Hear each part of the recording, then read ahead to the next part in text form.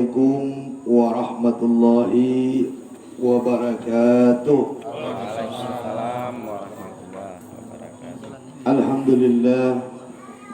Alhamdulillah rabbil alamin, wa bihi nasta'in wa ala umuri dunya waddin, wa ala alihi wa sahbihi ajma'in. Amma ba'd. Kita bersyukur kepada Allah, ta'ziyah atau menghibur keluarga yang ditimpa musibah duka. Dan semoga kita yang hadir pada malam hari ini menjadi orang-orang pilihan Allah Subhanahu wa ta'ala. Amin. Salawat dan salam senantiasa kita kirimkan kepada junjungan kita, Nabi Allah, Nabi akhiruz zaman, yakni Rasulullah Muhammad sallallahu alaihi wasallam, sebagai suri tauladan terbaik untuk kita umat Islam. Dan insya Allah beliau adalah pembawa cahaya penerang langit dan bumi. Dan insya Allah kita semua akan mendapatkan syafaatnya kelak di yaumil akhir. Amin, amin ya rabbal alamin. Yang saya hormati Bapak Kepala Desa beserta jajarannya, yang saya hormati imam masjid, tokoh agama, tokoh masyarakat, tokoh wanita, tokoh pemuda, tokoh bangunan gak usah disebut. Bapak Ibu jamaah ta'ziyah yang dirahmati Allah Subhanahu wa ta'ala. Yang pertama, sebelum saya menyampaikan nasihat-nasihat tentang kematian, mungkin sebagian ada yang belum kenal. Jadi saya aslinya berasal dari Sulawesi Tengah, Palu. Dan alhamdulillah saya berada di Semelu ini baru 1 tahun 4 bulan. Dan istri saya asli orang Semelu, ponakan dari Pak Naskah bin Kamar. Dan saya berdomisili tepatnya sekarang di Desa Linggi di Pondok Pesantren Darul Aitami. Jadi mohon maaf kalau ada kata-kata saya yang mungkin tidak sesuai dengan ucapan-ucapan kita, mohon dimaklumi. Bapak Ibu jamaah ta'ziyah yang dirahmati Allah Subhanahu wa ta'ala, berbicara kematian tentunya kepada kita yang hidup. Gak mungkin kita berbicara kematian kepada orang yang mati, tapi kepada kita yang hidup.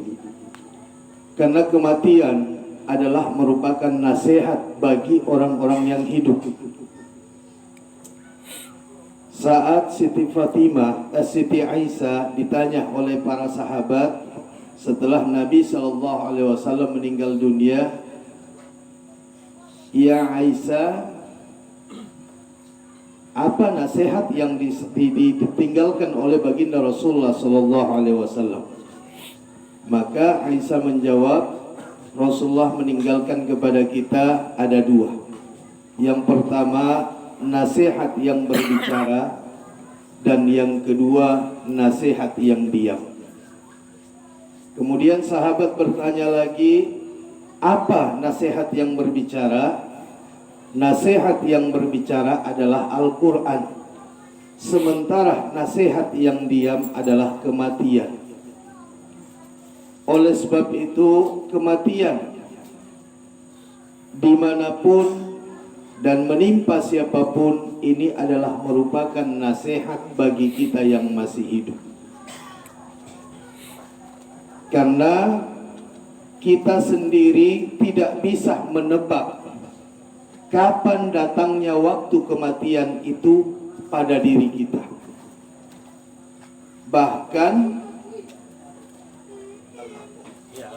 Bahkan almarhum sendiri kita tidak ada yang menyangka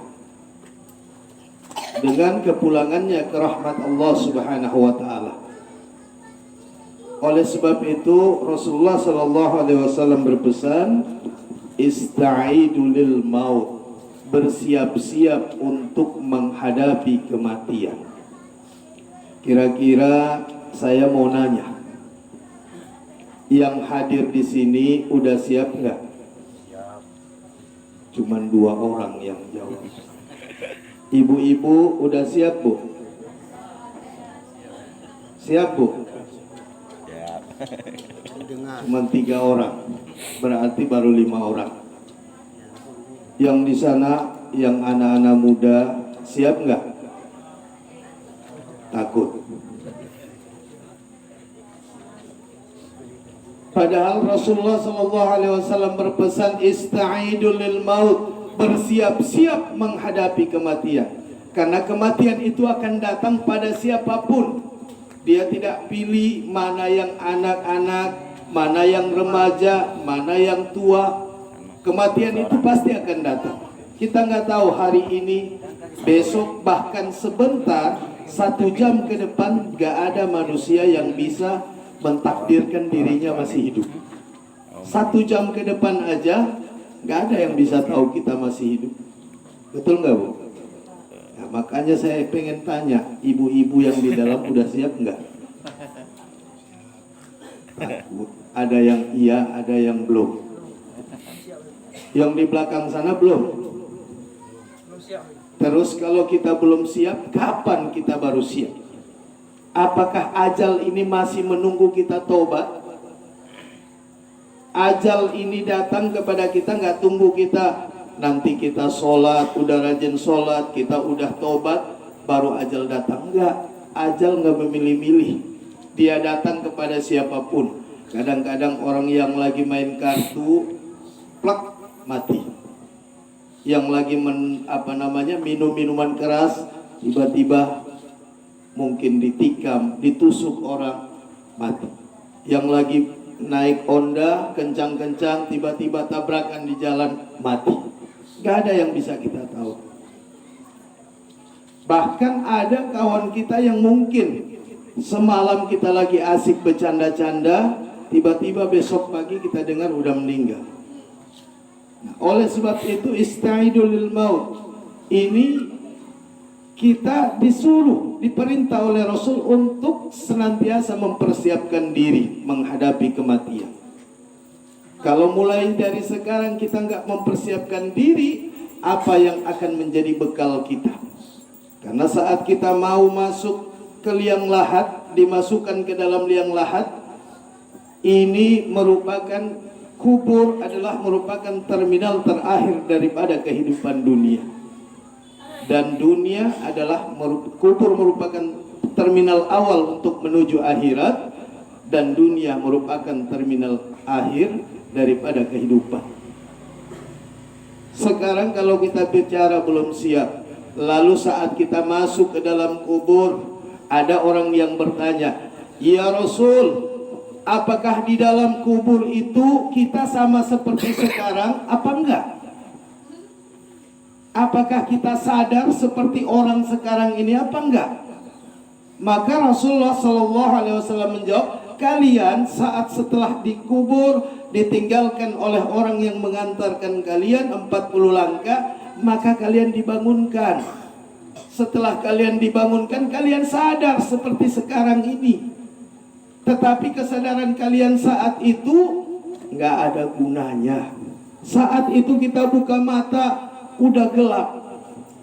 Kita mau manggil ayah kita, mau manggil istri kita, mau manggil anak kita, nggak ada yang bakal dengar. Akhirnya di saat itu kita merintih dan merintih, menangis dan menangis, sampai datangnya kedua malaikat Munkar wa Nakir.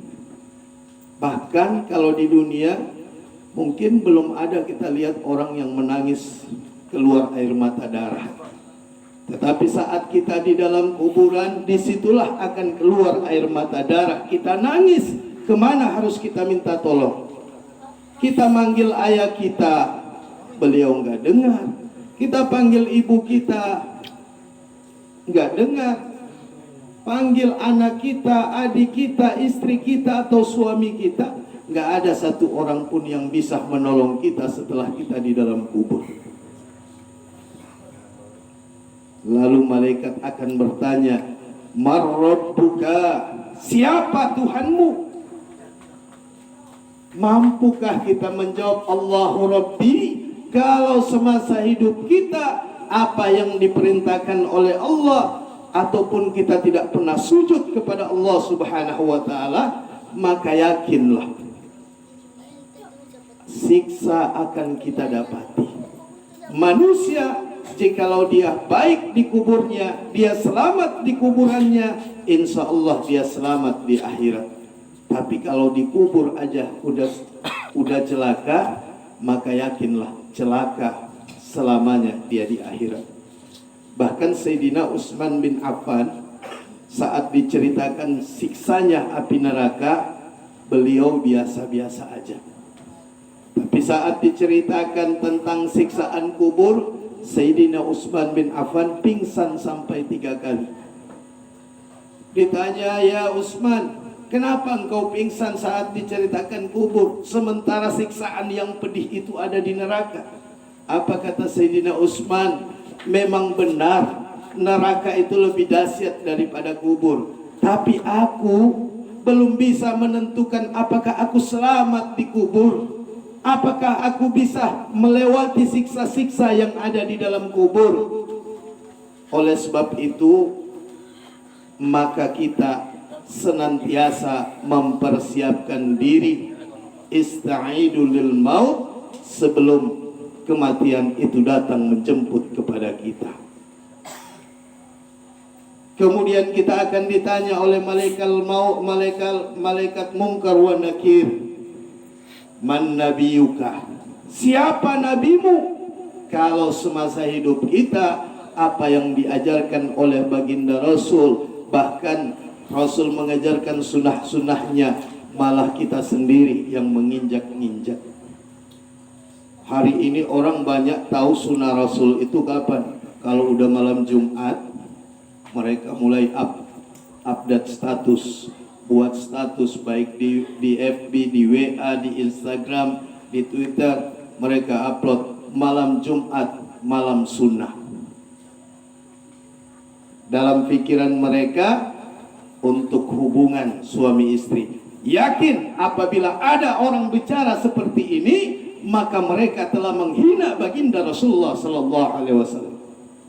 Rasulullah malam Jumat itu memperbanyak ibadah. Rasulullah itu setiap malam Jumat beliau beribadah sebanyak-banyaknya. Karena kenapa? Disampaikan bahwa hari Kamis sore itu setelah selesai sholat asar, malaikat itu akan turun untuk mengambil doa-doa kita sampai dengan Jumat sore. Maka Rasulullah menggunakan untuk banyak beramal, untuk banyak melakukan ibadah kepada Allah agar doa-doanya diangkat oleh Allah. Tapi kita hari ini kalau malam Jumat sunnah Rasul, sunnah Rasul, sunnah Rasul. Kalau ada orang yang mengatakan malam Jumat itu sunnah Rasul dengan fikirannya masalah hubungan, maka bisa jadi dia telah menghina baginda Rasulullah sallallahu alaihi wasallam. Hadirin jamaah ta'ziyah yang dirahmati Allah Subhanahu wa taala. Kemudian kita akan ditanya, "Ma imamuka?" Siapa imam? Mampukah kita menjawab Al-Quranul Karim, imam kita? Kalau semasa hidup kita Al-Quran gak pernah kita baca. Kalau semasa hidup kita Al-Quran ada dibacanya nanti setahun sekali. Al-Quran ada tapi tidak pernah kita mau dalami, tidak pernah kita mau pelajari. Bahkan di saat ada orang yang membacakan ayat Al-Quran, suara kita lebih keras daripada orang yang membaca Al-Quran. Berarti kita tidak menghormati Al-Quran, maka tidak akan mampu kita menjawab imam kita adalah Al-Quran. Kemudian kita akan ditanya kembali lagi, ditanya, "Ma ihwanuka?" Siapa temanmu? Kalau semasa hidup kita nggak mau bergaul dengan orang-orang yang baik, Kita bergaul dengan tukang gosip. Ada di sini, Bu? Nggak ada ya? Bergaul dengan tukang gibah, bergaul dengan ini, bergaul dengan itu. Nggak mau bergaul dengan orang yang baik, nggak mau. Kalau ada orang yang baik menyampaikan, apa kata dia? Nggak usah. Dia tuh kalau kita bergaul banyak kali ceramahnya. Atau enggak ada teman yang lagi menasehati kita, apa kita jawab? Kalau mau ceramah jangan di sini, di masjid. Ada biasanya gitu ya Pak. Oleh sebab itu cari teman, cari kawan yang bisa mengingatkan kita kepada Allah Subhanahu wa taala. Bapak Ibu jamaah takziah yang dirahmati Allah Subhanahu wa taala. Ini baru pembukaan. Kira-kira kalau bahas ini biasanya sampai 4 jam, sanggup? Sanggup? Tapi kalau nonton bola, tunggu bola sanggup. Misalnya ada Liga Champion. Bentar kemarin malam MU main. Sanggup nonton sampai jam 3. Tapi kalau duduk di tempat takziah, duduk ceramah, matanya tertutup, mulutnya nguap. Ada yang kayak gitu? Gak ada ya? Saya pengen cerita sebuah kisah. Jadi ini kisahnya saat itu ada seseorang yang meninggal dunia. Kemudian Rasulullah memerintahkan Sayyidina Abu Bakar untuk mengurusi jenazahnya. Setelah mengurusi jenazahnya, kemudian dimandikan, dikafani, setelah itu disolatkan. Saat itu Sayyidina Abu Bakar menjadi imam. Begitu beliau mengangkat takbir Allahu Akbar, tiba-tiba si mayit yang ada di depan beliau, kain kafannya bergerak-gerak. Sayyidina Abu Bakar dalam pikirannya, ini mau lanjut apa enggak saya sholat. Akhirnya semakin hari semakin bergerak-gerak itu di dalam kain kafannya.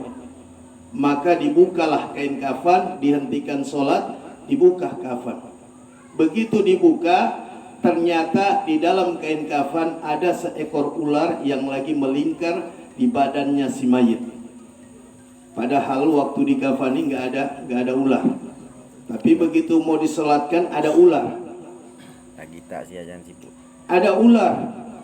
Ular itu lagi menggigit mata orang itu, menggigit kupingnya. Pokoknya hancur badannya ini dilingkar ular, kemudian digigit sama ular. Maka saat itu Sayyidina Abu Bakar mencari seekor sepotong kayu, tiba-tiba mau dipukul ular tersebut. Begitu mau dipukul, dengan izin Allah ular itu mengucapkan asyhadu an la ilaha illallah wa asyhadu anna Muhammadar Rasulullah. Kemudian kata ular, wahai Abu Bakar, ketahuilah, jangan engkau memukul aku. Jangan engkau pukul aku wahai ular, wahai Abu Bakar, karena aku diperintahkan oleh Allah menyiksa orang ini dari dunia sampai akhirat. Abu Bakar terkejut, kemudian bertanya, wahai ular, apa dosa orang ini sehingga engkau menyiksanya? Maka dengan tegas ular tadi menjawab, ketahuilah Abu Bakar, dosa orang ini ada 3 sehingga aku diperintahkan oleh Allah untuk menyiksanya. Lantas Abu Bakar tanya, apa dosa orang ini? Yang pertama, beliau selalu memandang remeh sholat. Ini dosa pertama karena beliau selalu memandang remeh sholat. Padahal kita tahu as-sholatu imaduddin, sholat adalah tiangnya agama.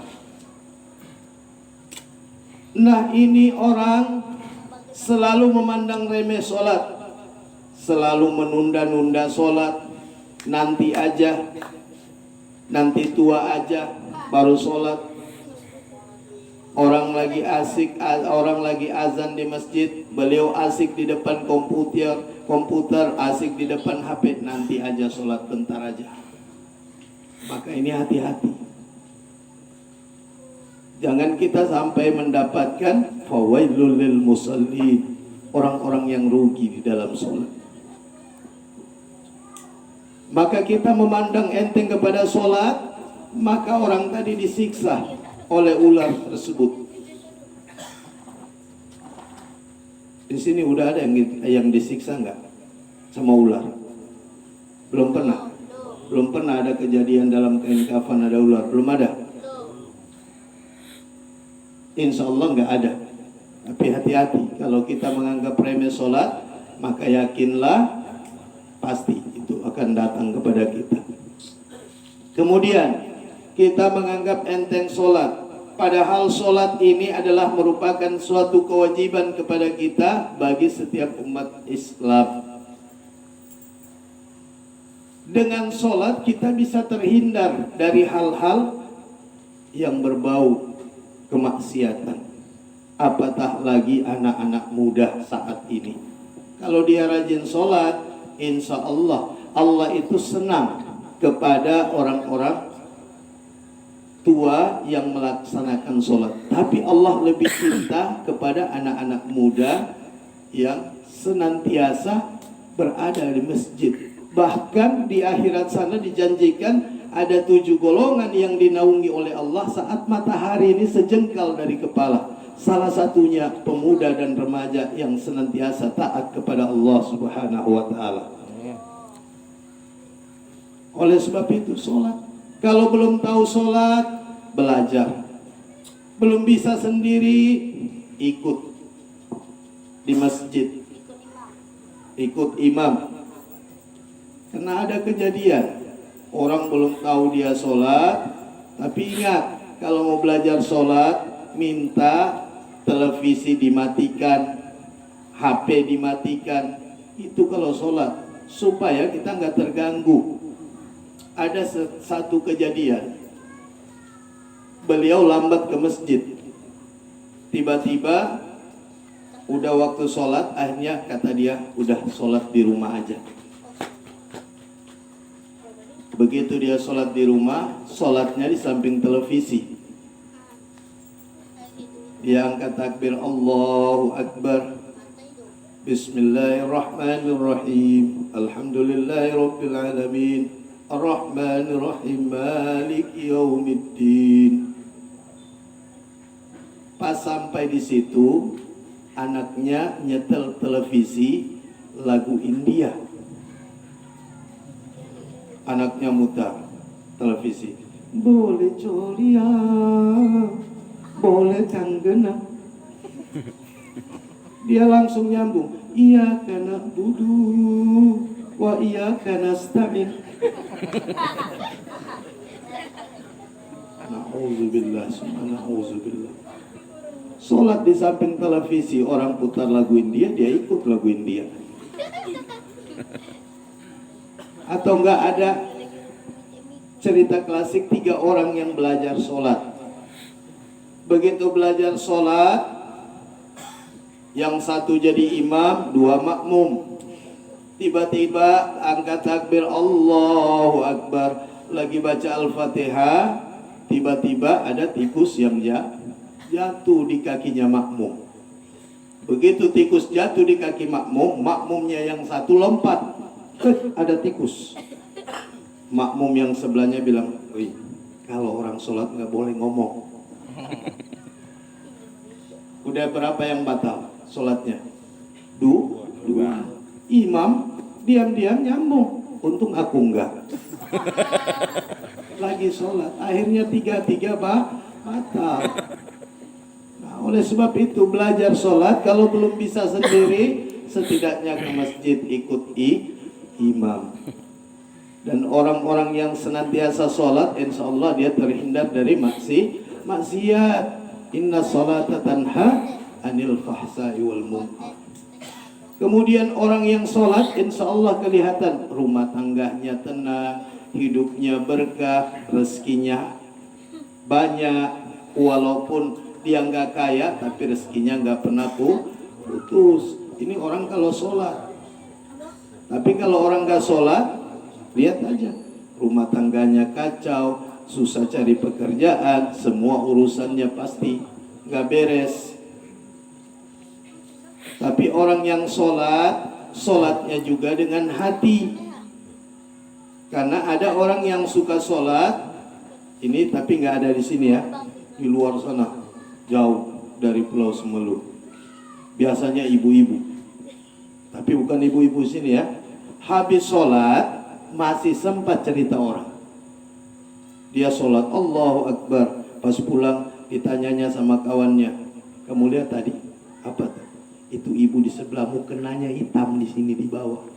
Habis sholat cerita orang, ya enggak? Sama, dia dalam sholat dia baca ihdinas siratal mustaqim, tunjukkan kami jalan yang lurus. Namun habis sholat dia cari jalan yang bengkok. Betul nggak? Kata dia, iyyaka na'budu wa iyyaka nasta'in, hanya kepadamu kami menyembah dan hanya kepadamu kami mohon pertolongan. Namun kadang dia menyembah harta, menyembah pangkat, menyembah jabatan. Ya enggak? Oleh sebab itu, jadikan sholat kita sholat yang betul-betul diridai oleh Allah Subhanahu wa ta'ala. Tetapi ingat, siapapun dia yang jadi imam jangan lama-lama, jangan baca ayat panjang. Makanya itu ada imam sebelum sholat disuruh balik ke belakang. Untuk apa? Menengok di belakang tuh ada orang tua yang udah gak bisa berdiri lama. Di belakang tuh ada anak muda yang mungkin cepat-cepat mau ngapel ke rumah pacarnya. Di belakang tuh ada orang kerja, mungkin mau cepat-cepat kerjaannya. Maka imam gak boleh lama-lama baca ayat panjang. Dan juga kalau udah imam baca ayat panjang, kadang-kadang makmum habis satu masjid itu di dindingnya bisa dibacanya. Karena dia udah habis baca Al-Fatihah, imam masih panjang, ditengoknya ke depan, ada orang yang pakai baju partai, dibacanya. Habis sudah itu dibaca, nggak ada lagi imam masih baca ayat, ditengok-tengoknya ke atas gini, ada lagi ditengoknya tulisan di atas masjid, dibacanya. Ini yang salah siapa? Yang salah imam. Maka nggak boleh ayat panjang-panjang. Nabi pun yang menganjurkan, bukan ucapan saya tapi Nabi. Seperti itu. Jadi ini penyebab yang pertama, orang tuh disiksa oleh ular. Masih ada waktu. Karena masih 2 lagi pembahasan. Kemudian yang kedua, tanya Abu Bakar, wahai ular, apa dosa orang ini yang kedua? Maka ular tersebut menjawab, orang ini dosanya yang kedua, selama hidup di atas dunia dia terlalu pelit. Kayak extra jos, potensa. Kan kalau rokok potensa tuh gini, pelit, orang pelit kayak gini. Nah, mudah-mudahan di sini nggak ada yang pelit. Tahu nggak, orang yang pelit nggak akan pernah kaya.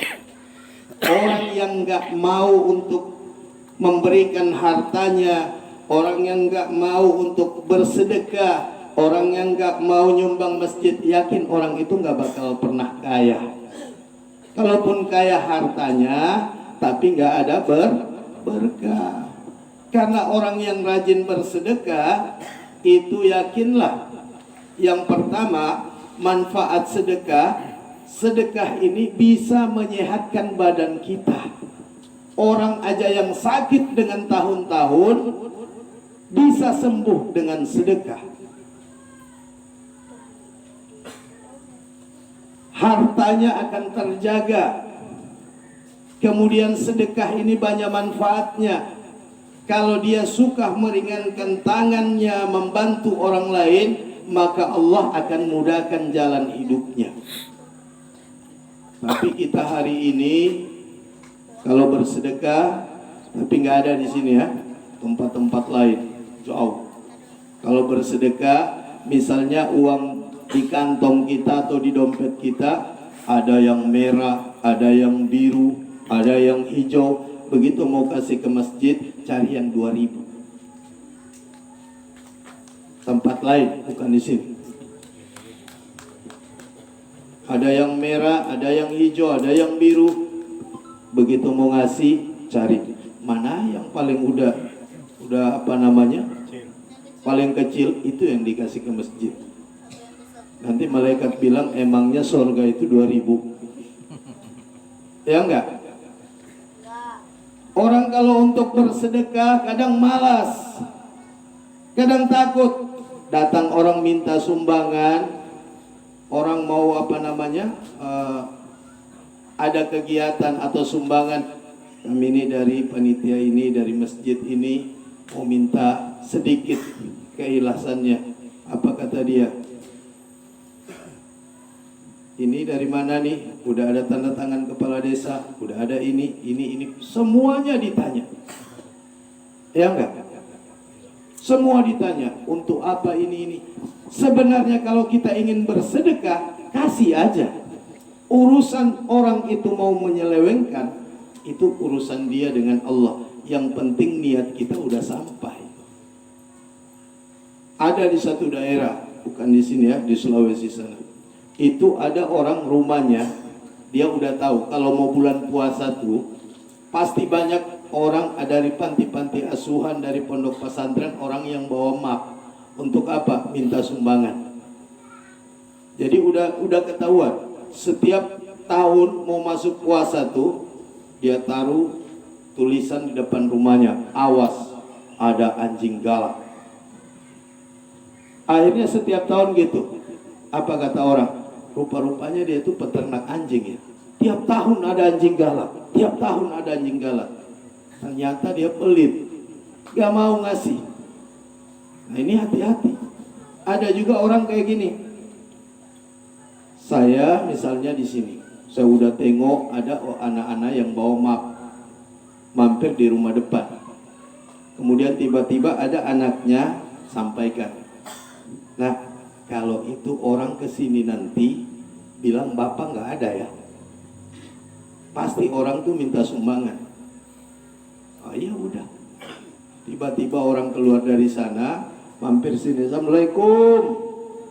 Anak tuh yang jawab, Waalaikumsalam, Pak. Bapakku bilang dia nggak ada. Coba. Akhirnya orang tadi nengok-nengok gini, pas nengok gini di pintu tengah tuh ada gorden kan, kelihatan kakinya ayahnya. Apa kata orang? Dek, nanti kasih tahu ayahmu kalau dia pergi bawa kakinya ya.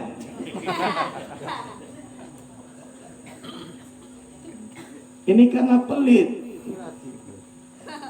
Bukankah Al-Quran sudah berkata bahwa orang-orang yang pelit itu kelak di akhirat dia akan disetrika atau digosok. Itu orang-orang yang pelit.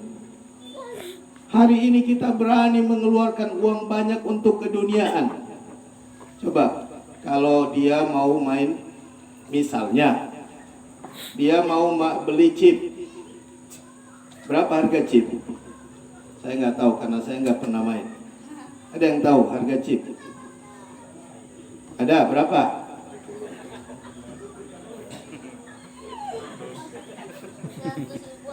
Seratus?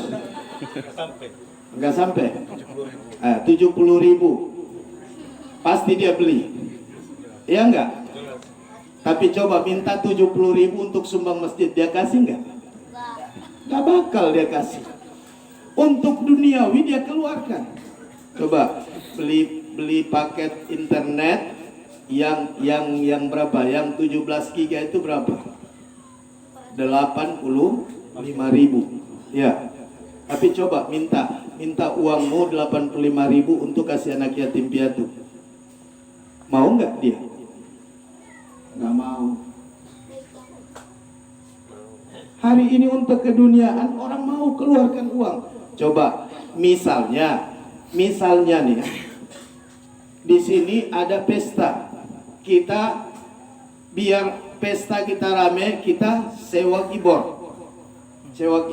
Sewa keyboard tuh sekali main berapa? Kalau di kampung saya, karena saya di Sulawesi ini memang di pondok pesantren, dan saya juga di pondok pesantren itu punya keyboard. Jadi saya yang bawa keyboard tuh kadang main di pesta-pesta. Nah, di sana tapi kita nyanyinya lagu-lagu religi Islami. Kalau di sana sekali main di pesta tuh 1,5 juta. Kalau di sini berapa? Sama. Oke. Saat ada pesta, kita nggak nawar-nawar, udah tahu 1,5 juta. Kita bayar nggak? Bayar. Saya mau tanya, kira-kira keyboard manfaatnya di mana? Manfaatnya di mana? Ada nggak manfaatnya keyboard? Nggak ada kan? Lebih banyak mudarat. Mudaratnya lebih banyak. Ini saya contohkan aja. Bayar keyboard kita berani bayar 1,5 juta. Ini saya contohkan. Keyboard nggak ada manfaat. Kita undang Pak Imam. Kita undang Pak Imam atau kita undang Ustadz. Suruh baca doa sini. Mau nggak kita bayar 1,5 juta? Mau nggak? Berat hati kita. Ya nggak? Berat hati kita mau kasih Pak Imam, mau kasih Ustadz 1,5 juta. Tapi keyboard kita berani bayar.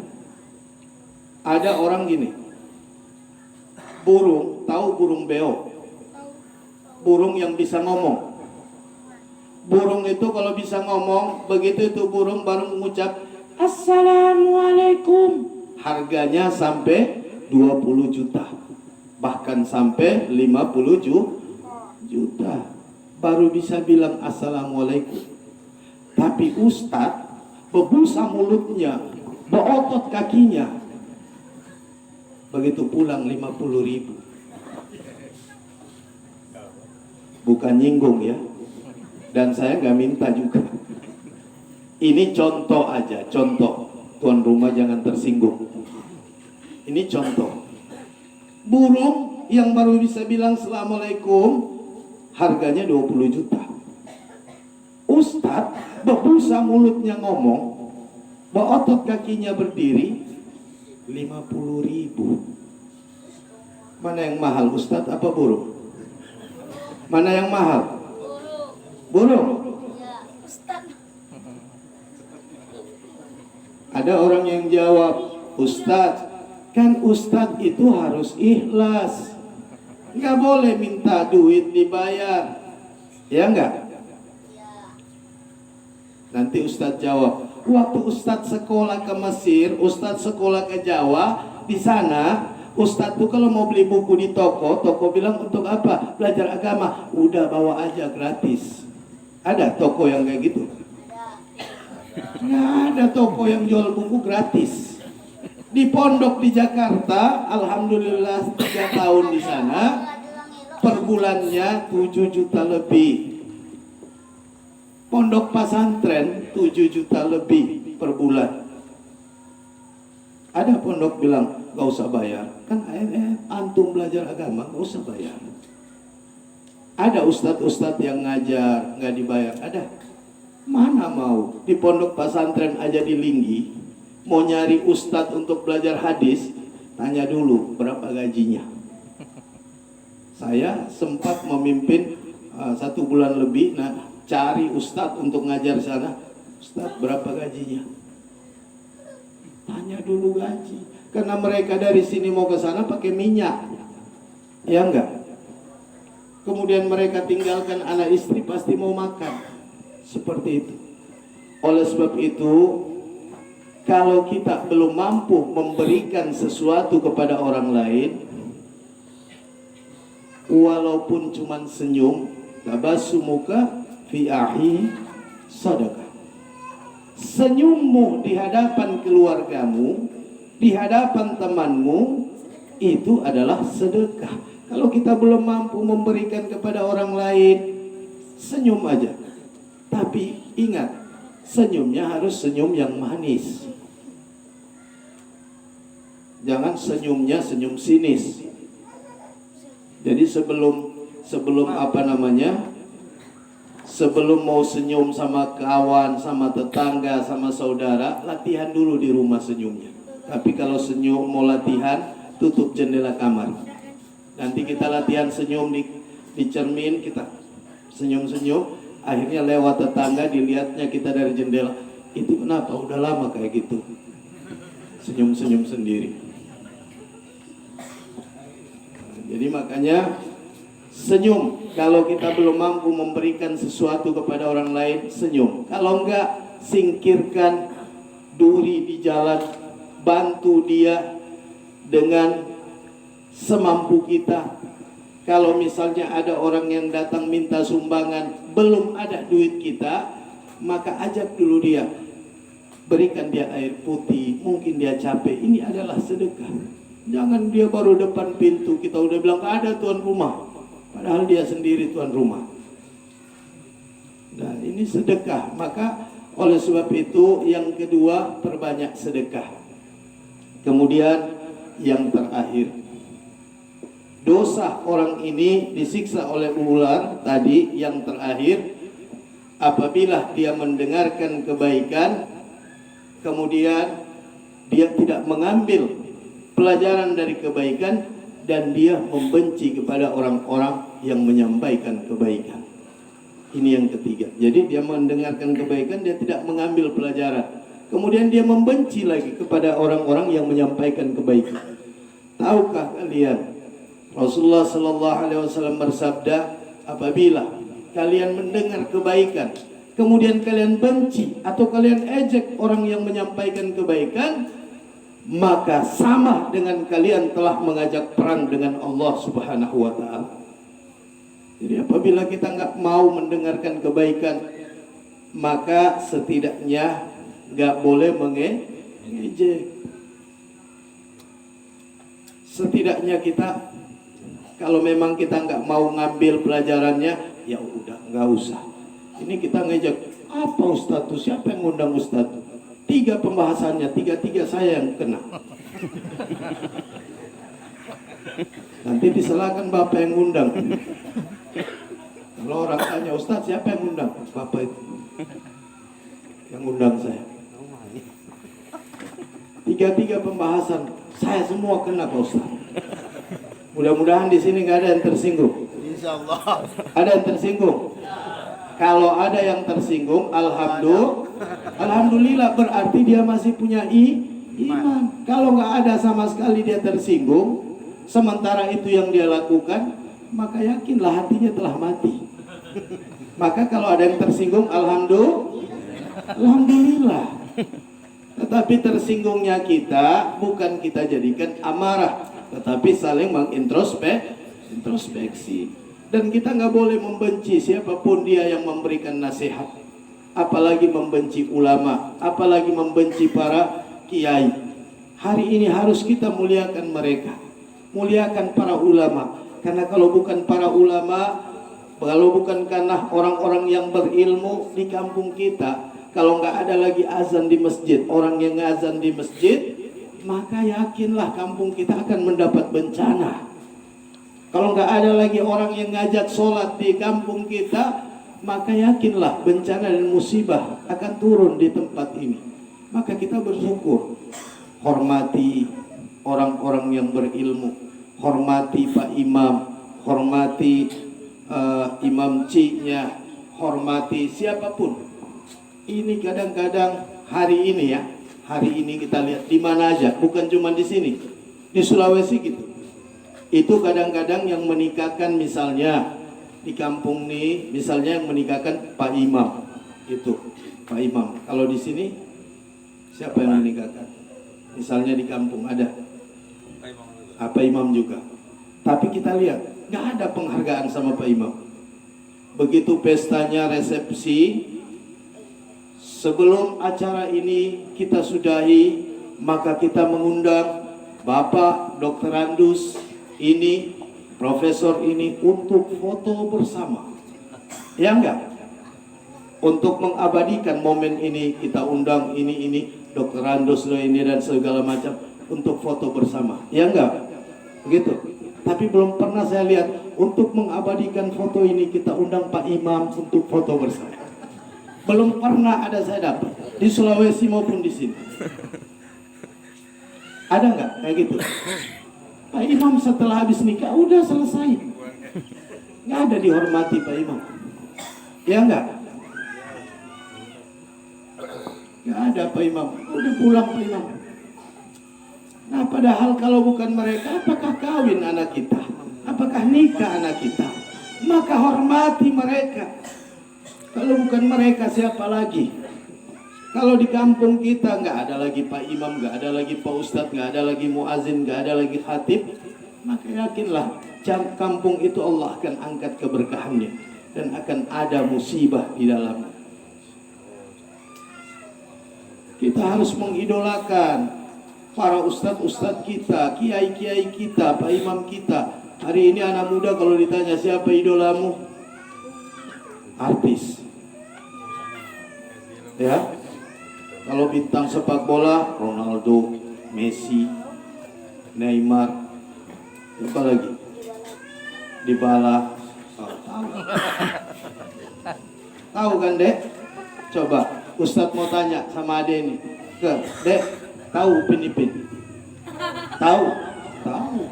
Tapi kalau Hasan Hussein tahu nggak? Hasan Hussein tahu nggak? Nggak tahu. Ini anak-anak kita.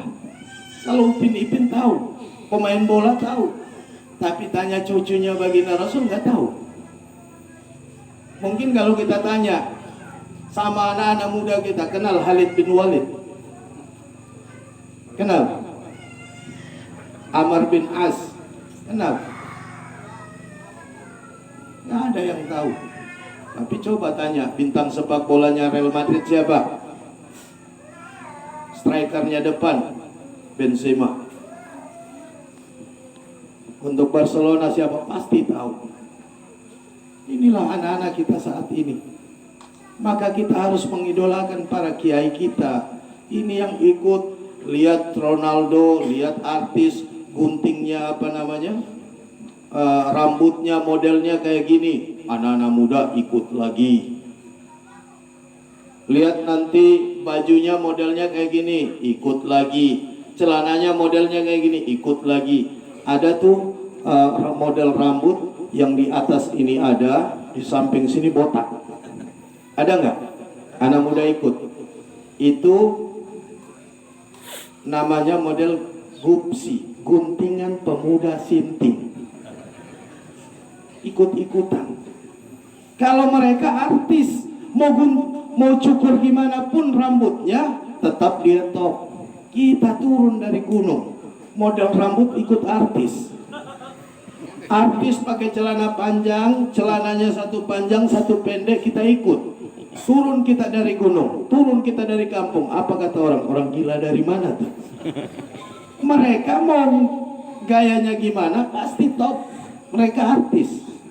Ya enggak? Belum ada orang yang mau ikuti. Saya mau ikuti gayanya Ustadz Somad. Saya mau ikuti gayanya Ustadz ini, Ustadz Adi Hidayat. Saya mau ikuti gayanya ini. Enggak ada. Bahkan ketemu Ustadz bukan Assalamualaikum. Halo bro. Ketemu Ustadz hari ini bukan salam lagi. Ada yang ketemu Ustadz, padahal kita Assalamualaikum, saling mendoakan. Ya enggak? Harusnya seperti itu di dalam Islam. Maka di saat kita mendengarkan ceramah, mendengarkan nasihat-nasihat, kata Allah Subhanahu, kata Nabi Musa alaihissalam di zamannya Nabi Musa, saat beliau pagi-pagi jalan itu, karakter manusia itu ada 3. Jadi Nabi Musa pertama menemukan kepala tengkorak yang saat itu perintah Allah, wahai Musa, apabila engkau berjalan pagi-pagi di tepian pantai, maka engkau akan menemukan tiga macam. Kata Nabi Musa, apa? Akhirnya yang pertama Nabi Musa temukan kepala tengkorak, ditusuk telinganya tengkorak nih, tembus, dibuangnya ke laut.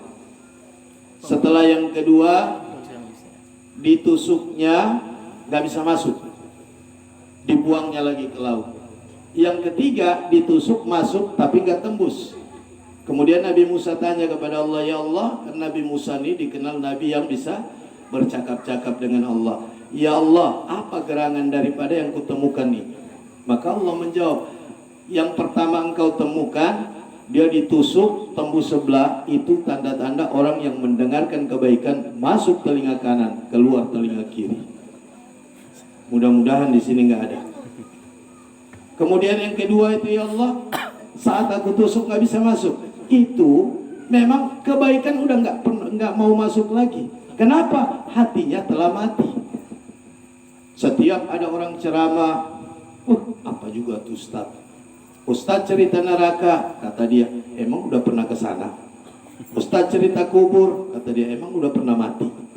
Semua diprotesnya, nggak akan masuk lagi kebaikan ke dalam dirinya.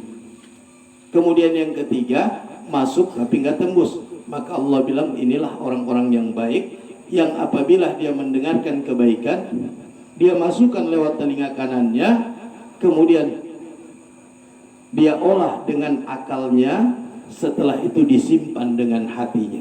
Dan insya Allah kita tergolong orang-orang yang itu semua. Amin. Amin. Cuma 7 orang yang amin. Amin ya Rabbal Alamin. Amin. Insya Allah yang jawab amin, Allah panjangkan umurnya. Amin. Insya Allah yang jawab amin, Allah sehatkan badannya. Amin. Allah mudahkan rezekinya. Amin. Allah jamin keluarganya. Amin. Amin ya Rabbal Alamin. Dan insya Allah yang jawab amin, hutangnya cepat lunas. Amin. Asal dibayar. Kalau nggak bayar nggak bakal lunas. Jamaah takziah yang dirahmati Allah Subhanahu wa taala.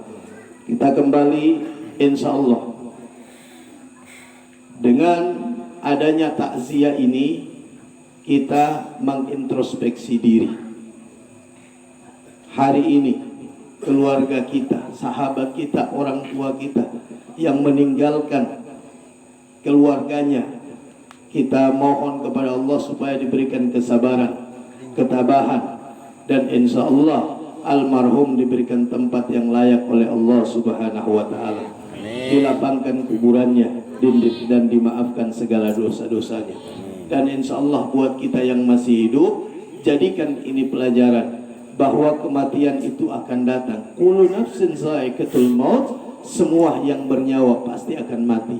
Cuman kita nggak akan tahu kapan kita mati. Saya pun yang berdiri di sini, saya nggak tahu. Entah 1 jam kemudian saya mati, atau besok lusa, saya nggak tahu. Atau besok lusa bapak yang meninggal, saya juga nggak tahu.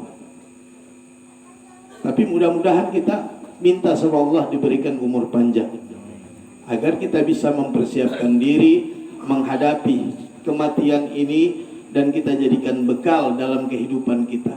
Karena siapapun kita, siapapun dia, pasti akan mengalami yang namanya kematian. Siap nggak siap, mau nggak mau, pasti akan meninggalkan dunia ini. Ada satu tempat saya pernah tanya, semuanya udah siap, semua teriak siap, siap. Begitu saya mau pulang, ada anak muda, Ustadz, saya tanya, kenapa dek? Katanya, Ustadz minta maaf. Kenapa? Tadi suara saya itu yang paling kencang. Saya teriak siap, padahal saya belum siap, Ustaz. Saya tanya kenapa? Ustaz, saya belum kawin, saya belum nikah, Pak Ustaz. Masa mau mati? Jadi saya jawab, kalau gitu minta sama Allah, berdoa minta sama Allah diberikan jodoh, cepat-cepat menikah, malam menikah, pagi mati. Kata dia, enggak juga kayak gitu, Pak Ustaz. Kan habis nikah saya belum punya anak. Nah, kalau gitu cepat-cepat habis nikah buat anak, ada anak, istri melahirkan, Anda mati. Katanya belum siap juga Pak Ustaz. Nah, kalau begini kapan manusia akan siap? Ada juga ibu-ibu bilang, Pak Ustaz, kami bukan nggak siap, tapi kami belum siap. Kenapa? Anak saya masih kecil Pak Ustaz. Kalau saya meninggal nanti siapa yang ngerawat anak saya? Apalagi Pak Ustadz, suami saya nih Pak Ustadz walaupun cuman masak mie aja nggak tahu, semuanya nanti saya yang masak. Bagaimana kalau saya mati Pak Ustadz? Yang saya takut kalau saya mati dia kawin lagi Pak Ustadz. Sedangkan masih hidup gini dia suka inbox, suka chat-chat Pak Ustadz. Ada di sini yang kayak gitu? Ada Bu yang suaminya kayak gitu? Ada? Ibu-ibu nggak mau jawab. Bapak-bapak ada Pak? Ada? Ada. Alhamdulillah bapak-bapak jujur. Jadi semoga kita di sini bisa mempersiapkan diri. Orang kaya mati, raja-raja mati, orang miskin mati, semua pasti akan mati. Dan kalau kita mati nggak ada yang bisa diandalkan, nggak ada yang bisa kita bawa kecuali amal kehidupan kita dalam dunia ini. Kalau kita baik sama orang-orang, insya Allah Allah akan mencatat dan menjadikan suatu kebaikan. Tapi ingat, di dalam kubur kita nanti akan menangis setelah dibangunkan. Hanya dua yang kita minta, yaitu ya Allah kembalikan saya ke dunia untuk memperbaiki sholat saya, dan yang kedua ya Allah kembalikan saya ke dunia untuk banyak-banyak bersedekah. Ini yang kita minta nanti kelak kita di dalam kubur. Ini menurut Rasulullah SAW. Jadi saat kita dibangunkan, hei manusia bangun. Begitu bangun, kita lihat gelap, kiri kanan gelap, kita nangis, minta sama Allah, ya Allah kembalikan aku ke dunia untuk memperbaiki sholat. Ya Allah kembalikan aku ke dunia untuk memperbaiki sedekahku, untuk memperbanyak sedekah. Karena orang yang banyak bersedekah, sedekahnya akan membawa dan menolong dia di dalam kuburnya. Amin, amin, amin ya rabbal alamin.